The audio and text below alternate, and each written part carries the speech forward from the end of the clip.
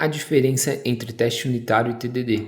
Teste unitário, geralmente a gente faz primeiro o código de produção e depois a gente faz o código de teste. No TDD, para ser TDD mesmo, a gente tem que desenvolver primeiro o teste e depois o código de produção. Daí vem o nome desenvolvimento orientado a testes. Porque se eu desenvolvo primeiro o teste e depois o código de produção, então meu desenvolvimento está sendo orientado a testes.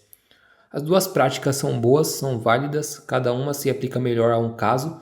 Por exemplo, teste unitário, que eu crio o código de teste depois, é bom para quando eu quero refatorar um código que já é existente e eu não tenho ali uma cobertura de testes.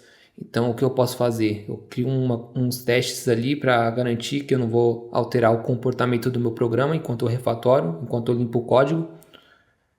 Então, eu posso refatorar o código com mais tranquilidade depois.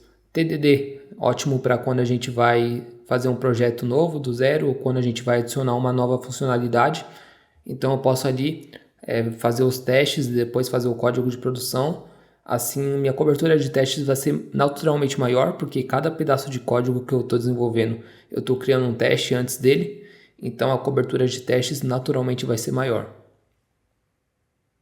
E aqui tem um conceito relacionado que é sobre testabilidade e desacoplamento.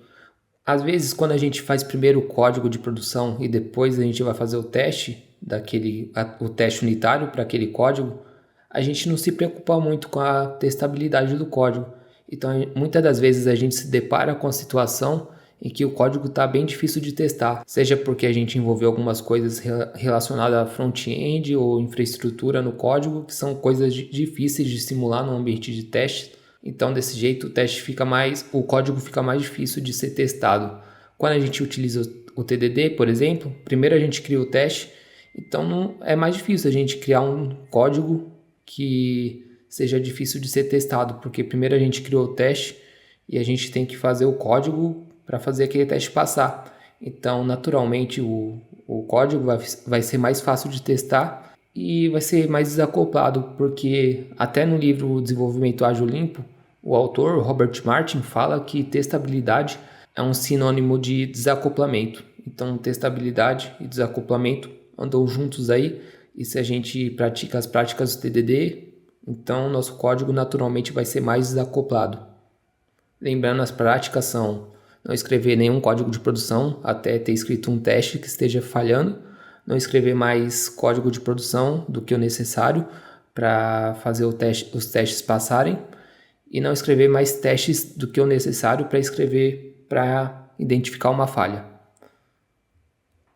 Outro questionamento: meus testes devem ter apenas uma verificação? O benefício dessa regra é que assim nossos testes só têm um motivo para falhar. Então, por exemplo, eu tenho esse expect aqui. Se ele falhar, então eu sei exatamente o ponto do meu código que está falhando. Se eu tivesse outro expect aqui embaixo desse aqui que eu tenho agora, e esse aqui de cima falhasse, o de baixo eu não ia saber se está falhando ou não, porque o primeiro que conta é o primeiro teste. Se o primeiro teste falhou aqui, se a primeira verificação aqui falhou, então ele vai ignorar de baixo e já vai mostrar essa falha aqui para a gente. Então, um bom motivo para ter uma verificação por teste é que nossos testes vão falhar apenas por um motivo. Mas tem alguns casos em que eu preciso também fazer mais uma verificação só para confirmar alguma coisa.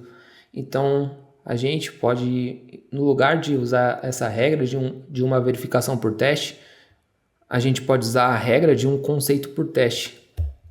Então, aqui, um conceito por teste. Primeiro, eu estou apresentando um código aqui que testa mais de um conceito que poderia ser quebrado em dois.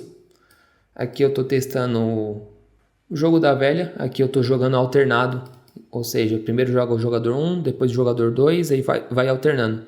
Aí eu faço isso até o jogador 1 ganhar, e aqui embaixo verifico, player 1, o placar dele tem que ser 1, e o player 2, o placar tem que ser 0. Aí embaixo eu faço a mesma coisa aqui, eu jogo alternado até o player 2 ganhar. Então aqui o placar do player 1 tem que ser 1, que ele já tinha ganhado antes, e o placar do player 2 agora tem que ser 1 também, porque ele estava com 0, agora ele ganhou, então vai para 1. Então aqui embaixo eu refatorei esse código e quebrei ele em dois para a gente separar esses conceitos de player 1 e player 2. Então aqui agora eu estou fazendo só o teste para o player 1, jogando alternado até player 1 ganhar. E aqui eu vejo o placar do player 1 tem que ser 1 e o placar do player 2 tem que ser 0. Embaixo eu estou testando agora com player 2. Eu faço aqui jogar alternado até player 2 ganhar. E agora o placar do player 1 é 0 e o placar do player 2 tem que ser 1. Então aqui a gente está tratando de um conceito só em cada teste. E aqui a gente tem duas asserções também. Eu poderia reduzir para uma asserção, mas nesse caso até que faz sentido eu deixar duas asserções, dois expects aqui no final. Então se o nosso teste está testando apenas um conceito e está legível aqui para a gente, lembrando que os testes têm que estar legíveis, então tá ok, não tem problema nenhum.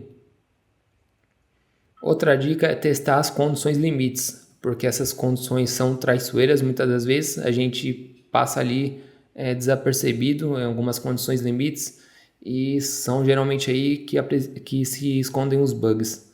Então, por exemplo, a gente tinha essa função aqui algumas aulas atrás da classificação de um MC e aqui essas condições limites apresentava alguns gaps pequenos, mas não importa se é pequeno ou não, pode ser considerado um bug.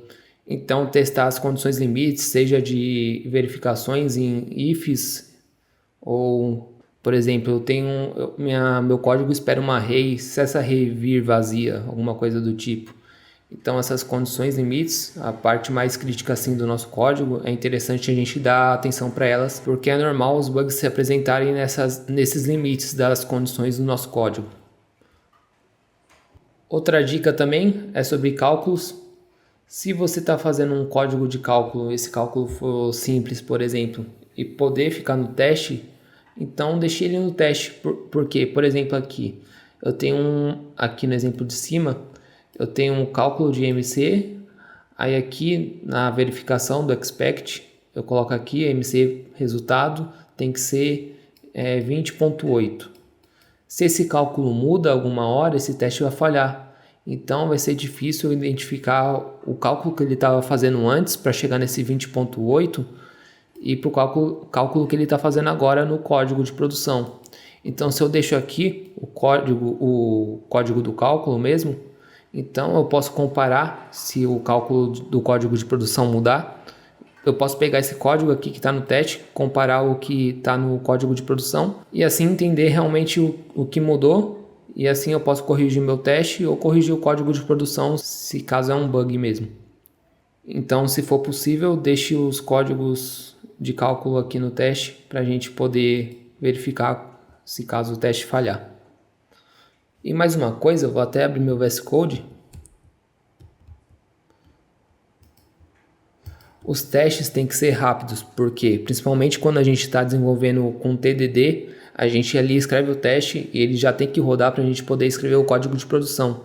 Se os testes forem lentos, primeiro vai desencorajar a gente a escrever testes e principalmente o TDD, que é uma coisa rápida, eu já escrevo o teste ali, o teste falha, eu já vou para o código.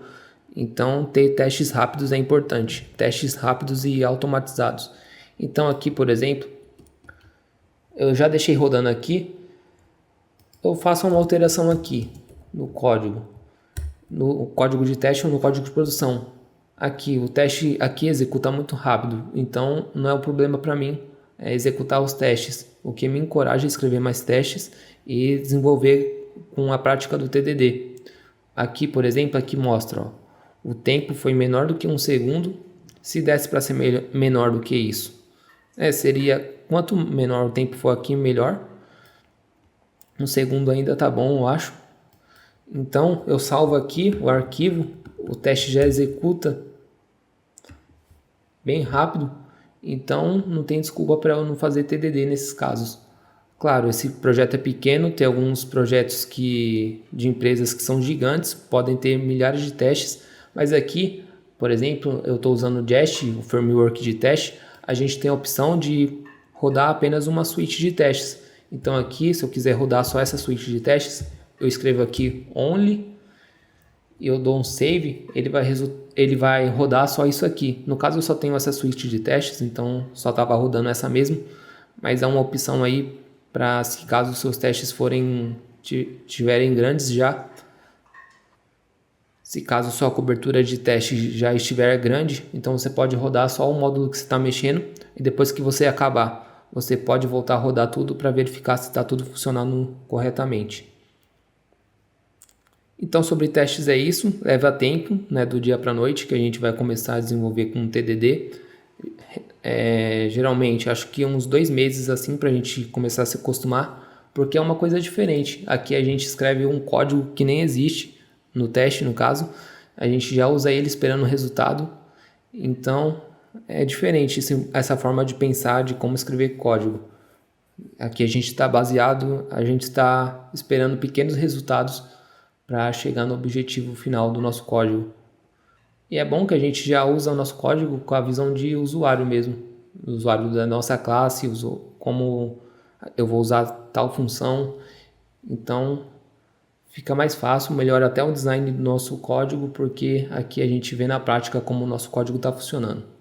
Leva um tempinho até aprender, então praticando aí 1-2 horas por dia, um pouquinho, tira um tempo só para fazer o código utilizando o TDD, e assim conforme o tempo vai passando, você vai ganhar prática e isso vai se tornar mais natural para você.